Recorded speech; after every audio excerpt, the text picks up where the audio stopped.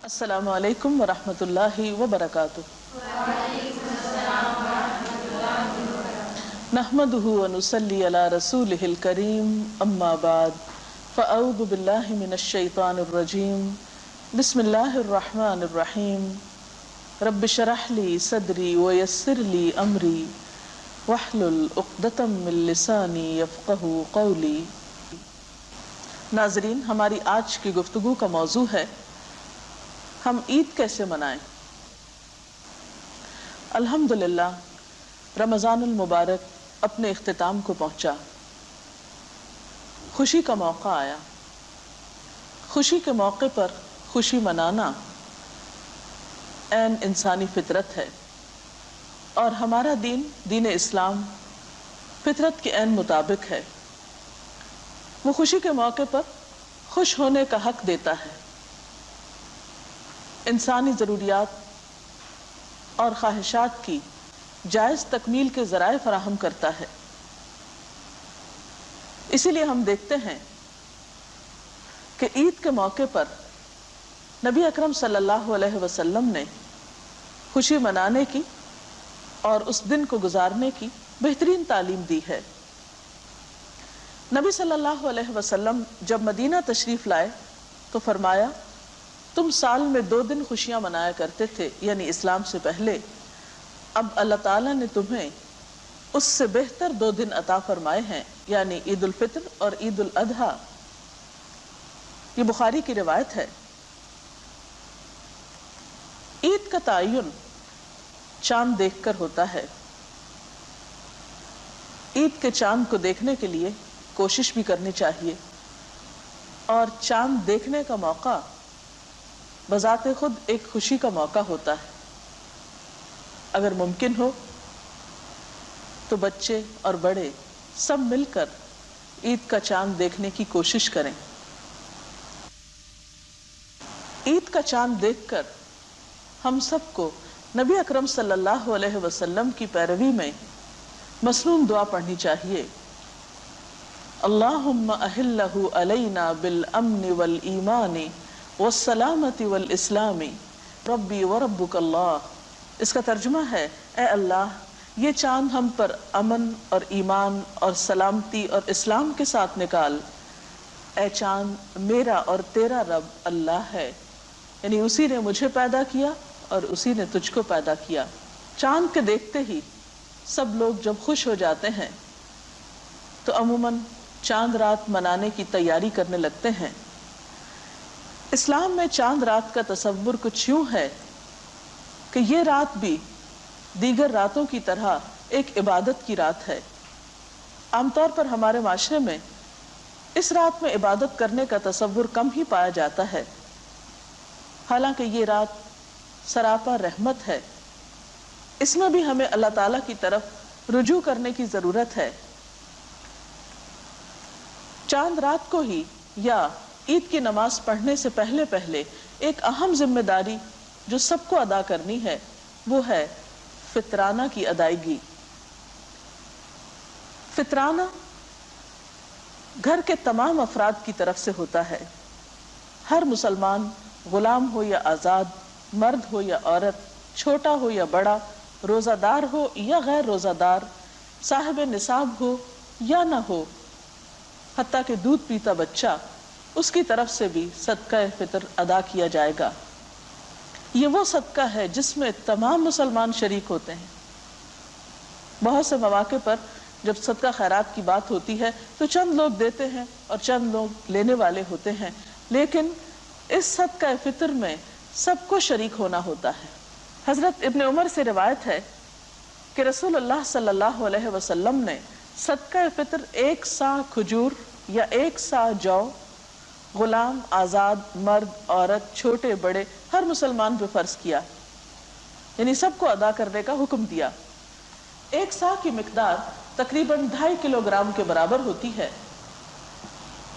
یہ کھجور یا گندم یا دیگر اناج کی شکل میں بھی دیا جا سکتا ہے، اور اس کی قیمت بھی ادا کی جا سکتی ہے۔ عید کے دن کی ابتدا بھرپور تیاری کے ساتھ ہونی چاہیے۔ اس دن خوشی کا اظہار کرنا چاہیے، اور خوشی کے اظہار کے لیے گھر کی زیب و زینت اور اپنی ذات کی زیب و زینت کا اہتمام کیا جانا چاہیے۔ اس کے لیے غسل کرنا، صاف ستھرے یا نئے کپڑے پہننا اور زیب و زینت کا اہتمام کرنا پسندیدہ ہے۔ عید کے دن کرنے والے کاموں میں اہم ترین کام نماز عید کی ادائیگی ہے، لیکن اس کی ادائیگی سے پہلے کچھ میٹھا کھا لینا بھی سنت ہے۔ حضرت انس بن مالک رضی اللہ تعالی عنہ کہتے ہیں کہ رسول اللہ صلی اللہ علیہ وسلم عید الفطر کے دن کھجوریں کھائے بغیر عیدگاہ کی طرف نہیں جاتے تھے، اور نبی صلی اللہ علیہ وسلم تاک کھجوریں کھاتے تھے، یعنی 1 یا 3 یا 5، لیکن ضروری نہیں کہ کھجوریں ہی کھائی جائیں۔ اگر کھجوریں میسر نہ ہو تو کوئی بھی میٹھا کھایا جا سکتا ہے۔ عیدگاہ جاتے ہوئے تکبیریں پڑھنا بھی ایک مسنون عمل ہے۔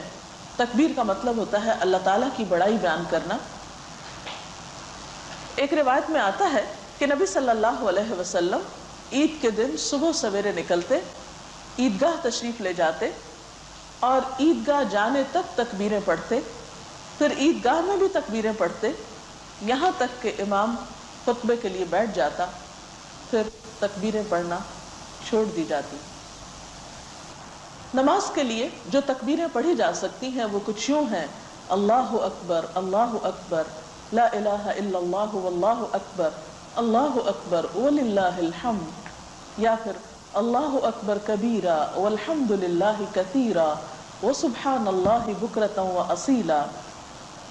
نماز کے لیے مسنون طریقہ یہ ہے کہ انسان جاتے ہوئے ایک راستہ اختیار کرے اور واپسی پر دوسرا راستہ۔ نماز کے لیے جاتے ہوئے سواری بھی استعمال کی جا سکتی ہے۔ اس کے علاوہ نماز کے لیے خواتین اور بچوں کو بھی حاضر ہونا چاہیے۔ اس دن صبح کے وقت سوتے رہنا اور بیزاری کا اظہار کرنا، یا بار بار یہ کہنا کہ عید کے دن بہت بوریت ہوتی ہے، کوئی مزہ نہیں آتا، یہ ناپسندیدہ چیز ہے۔ اس نعمت پر، خوشی کے ملنے پر اللہ تعالیٰ کا شکر ادا کرنا چاہیے، اور شکر کی ادائیگی کا طریقہ کیا ہے کہ انسان صبح سویرے زیب و زینت اختیار کرے اور عیدگاہ کی طرف چلا جائے۔ پھر اس میں ہم دیکھتے ہیں کہ بچوں اور خواتین کے لیے بھی عیدگاہ جانا پسندیدہ ہے۔ ظاہر خواتین اپنی حدود اور شرائط کے ساتھ ہی جائیں گی۔ صحیح بخاری اور مسلم کی ایک حدیث ہے، حضرت ام عطیہ سے روایت ہے کہ رسول اللہ صلی اللہ علیہ وسلم نے حکم دیا کہ دونوں عیدوں کے دن ہم حیض والی اور پردہ نشین تمام عورتوں کو عیدگاہ میں لائیں تاکہ وہ مسلمانوں کے ساتھ نماز اور دعا میں شرکت کریں۔ البتہ حیض والی عورتیں نماز نہ پڑھیں۔ تو اس سے پتہ چلتا ہے کہ جن عورتوں کو نماز نہیں پڑھنا وہ بھی وہاں جا کر دعا میں شریک ہو سکتی ہیں۔ عید کا دن باہم ملاقات کا دن بھی ہے۔ باہم ملاقات کرنے سے مسلمانوں میں آپس میں ہمدردی اور محبت کے جذبات پیدا ہوتے ہیں۔